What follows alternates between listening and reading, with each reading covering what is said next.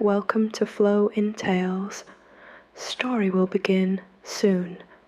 If you like this story narration, consider subscribing and suggest the next one you would like to hear in the comments. Tonight's story is about a king who got exactly what he wanted and discovered it was the worst thing that could happen to him.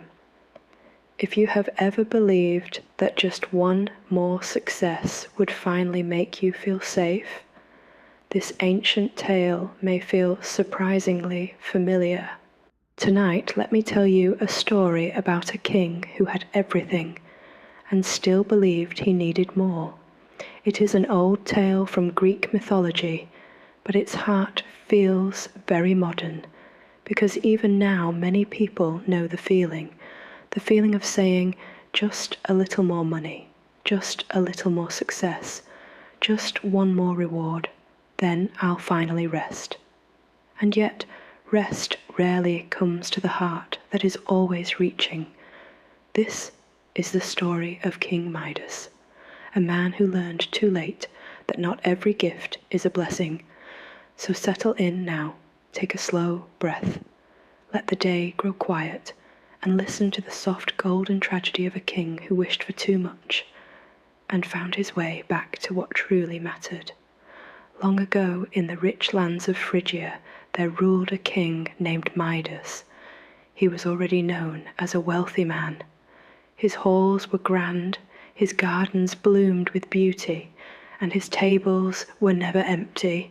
Servants moved through his palace with polished trays, musicians played in his courts, and merchants bowed when they spoke his name. To anyone looking from the outside, King Midas seemed to have the perfect life. But the strange thing about wanting is this: it does not always disappear when life becomes comfortable. Sometimes the more a person has, the more frightened they become of losing it. And sometimes comfort feeds craving instead of calming it. Midas admired treasure the way some people admire approval, status, or control. Though he already had much, he quietly longed for more. One day, something unusual happened. A wandering figure appeared near the king's gardens, a strange old satyr named Silenus, companion to the god Dionysus. Silenus was no ordinary traveller. He was ancient, wild, and full of stories. Some said he carried deep wisdom beneath his staggering drunken laughter. Others said that where Silenus wandered, the gods were never far behind. When Midas found him, the old satyr was lost and exhausted. Now here, the story could have gone differently. A proud king could have mocked him. A greedy king could have ignored him. A careless king could have turned him away. But Midas, at least in this moment, chose kindness. He welcomed Silenus into the palace. He fed him. He gave him rest. He treated him as an honored guest. And for several days, the halls of the palace filled with music, laughter, and strange, marvelous tales. At last, Midas returned Silenus safely to Dionysus, the god of wine, ecstasy, and divine celebration. Dionysus was pleased, and gods in old stories often reward kindness in dangerous ways. To thank the king, Dionysus offered him a single wish. Just one. Imagine that moment. A wish, no limits, no long contracts, no time to consult wise friends. Only one question. What do you want most? That question can reveal a person faster than a lifetime of conversation. And Midas, without enough caution, answered from the deepest hunger in his heart. He said he wished that everything he touched would turn to gold. Dionysus granted it. At first, it seemed magnificent. Midas reached for a branch, gold. He touched a stone, gold. He brushed against a flower, its soft petals hardened into shining metal. Everywhere he turned, dull things became dazzling. The king laughed in delight. He walked through his gardens like a man drunk on triumph.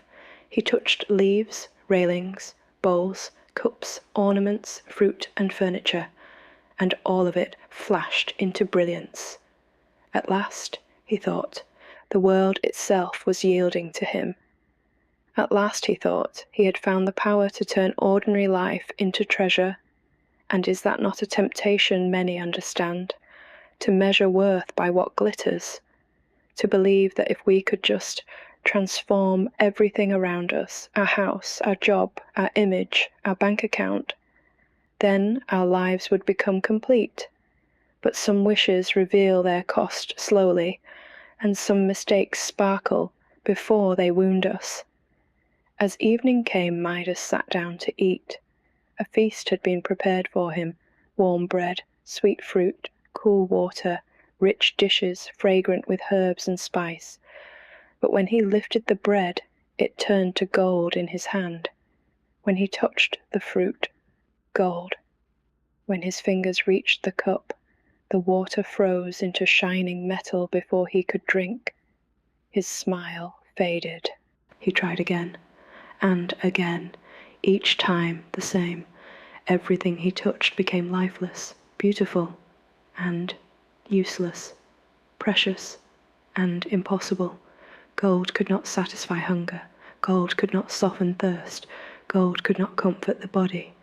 Gold could not love him back. In that moment, Midas began to understand the shape of his mistake. He had asked that everything he touched become valuable, but he had confused value with life. That confusion still troubles people now. Many chase what looks impressive and lose what is nourishing.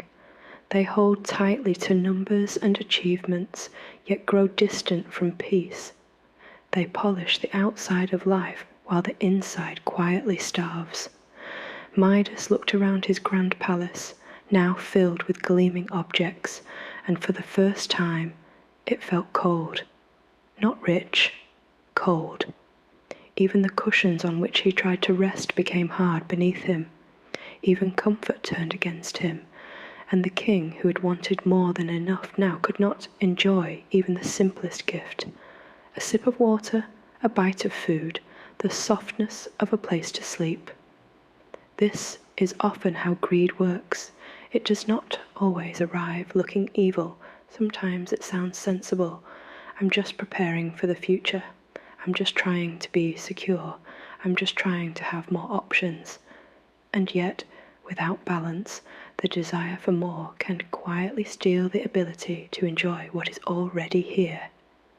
Midas, frightened now, no longer rejoiced in gold. He feared it. The same gift that had thrilled him at sunrise had become a prison by nightfall. At last, weak with hunger and miserable with regret, he cried out to Dionysus. His voice was no longer proud, no longer clever, no longer eager for advantage. It was the voice of a man brought face to face with himself. He begged the god to take the gift away.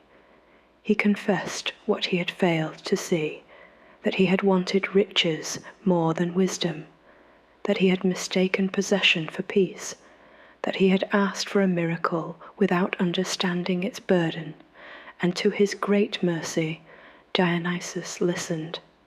The god told Midas that he could be freed, but only if he went to the river Pactolus and washed there. So Midas left his palace. No triumphant music followed him now. No proud celebration, only exhaustion, humility, and the long walk of a man who had finally learned that some journeys begin only after pride breaks. He travelled to the river, and when he entered its waters, the curse left him. The terrible golden touch flowed away from his hands and into the current. The river, they say, carried that gold in its sands afterward, but Midas emerged lighter than when he entered. Not richer, wiser. Sometimes losing the thing we chased is the first moment we truly become free. Sometimes redemption is not becoming more powerful. Sometimes it is simply becoming honest. Honest about what we feared. Honest about what we worshipped. honest about what was never going to save us. After that, the story of Midas is often remembered as a warning, not merely against greed in its loud, obvious form, but against the quieter greed that slips into ordinary life. The greed that says, more first, peace later, work first, joy later, chasing first, living later. But later can become a very long time, and life in its simplest form is already full of quiet treasures that do not shine like gold.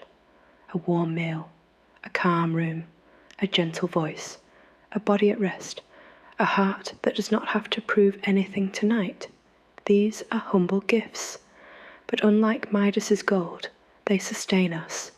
So as this story settles around you, let it leave you with this thought. Not everything precious glitters.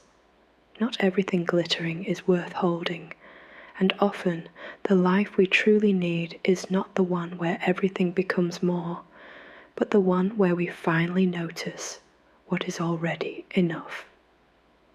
King Midas learned that lesson through sorrow. You do not have to.